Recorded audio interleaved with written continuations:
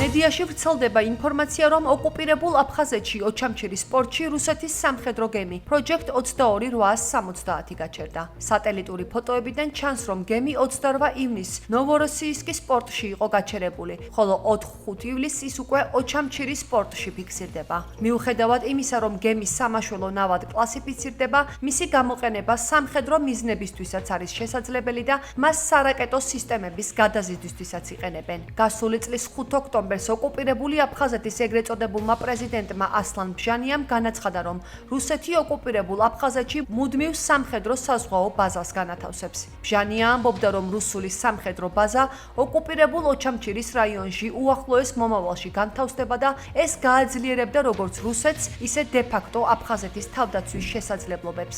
მარტში კი გავრცელდა ფოტომასალა, სადაც ოკუპირებულ ოჩამჩირეში რუსული სამხედრო ბაზის მშენებლობის პროცესი იყო ასახული. როგორც ექსპერტები ჩვენთან საუბარში აღნიშნავენ, აქ კრემლის ფარულის რახვები იკვეთება. ამ მოვლენებს ამ რუსული ხომალდების ოკუპირებულ აფხაზეთის აკვატორიაში შესვლას თავისი მიზანი გააჩნია კრემლისთვის. აქ ერთი მხრივ იგი თითქოს უსაფრთხო ტერიტორიაზე გაყავს ნავაროსისკიდან, ვინაიდან უკრაინელები უკვე წვდებიან ნოვოროსისკ და ყირიმის ნახევარკუნძულს ბომბავენ, მაგრამ მეორე მხრივ ასევე საქართველოს ჩათრევა სურს ამ რუსეთ-უკრაინის დაპირისპირებაში.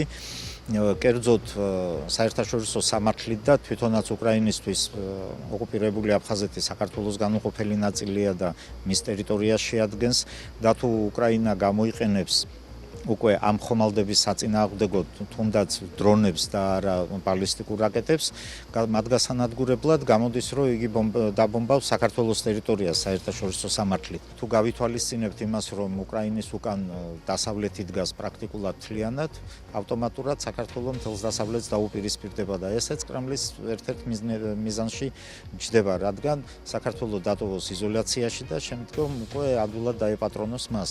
სხვა მიზეზი იქ რაღაც გემების გადამალვისა არის სუფთა აბსურდული. ეს ყველაფერი მიუთითებს იმაზე, რომ იზრდება რისკები იმისა, რომ ოკუპირებული აფხაზეთი შეიძლება გამოყენებული იქნას უკრაინასთან ომში.